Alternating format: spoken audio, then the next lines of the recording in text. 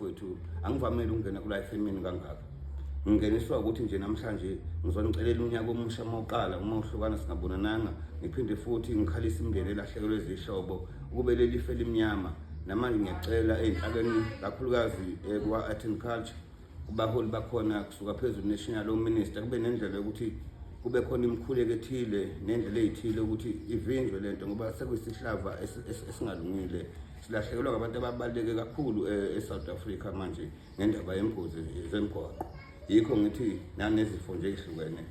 Ngiphinde futhi ngicele kakhulu kunina nonke balandeli bepage baka-3 Second ukuthi kusasa nje lapha eMdletsheni futhi kuzobe kunomcimbi lo womavulo wesicathamente, ukuthi-ke umasipala lo wasehlabisa-ke kulo nyaka ngazi ukuthi ubeqala ukuthi awuxhase lo mcimbi.